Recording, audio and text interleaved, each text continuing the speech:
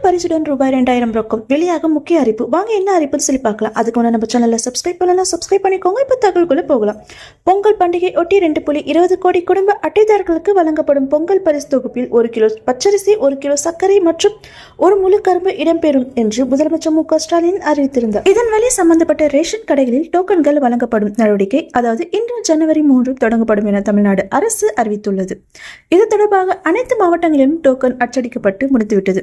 இன்று முதல் ரேஷன் கடை ஊழியர்கள் வீடு வீடாக டோக்கன்களை வழங்கும் பணியில் ஈடுபடுவார்கள். இதற்கிடையில் பொங்கல் பரிசு தொகுப்புடன் ரூபாய் 2000 ரொக்கம் தொகை வழங்க கோரி பாஜகவின் வழக்கறிஞர் சென்னை உயர்நீதிமன்றத்தில் பொதுநல வழக்கு தொடர்ந்துள்ளார். அந்த மனுவில் தேர்தல் நேரங்களில் மட்டும் பொங்கல் பரிசு தொகுப்புடன் ரொக்கம் தொகை வழங்கப்படுவதாக கூறப்பட்டுள்ளது. மேலும் பெஞ்சன் புயலால் பாதிக்கப்பட்ட மக்களுக்கு பொங்கல் பரிசு தொகுப்புடன் ரூபாய் 2000 ரொக்கம் தொகை வழங்க உத்தரவிட வேண்டும் என மனுவில் குறிப்பிடப்பட்டுள்ளது.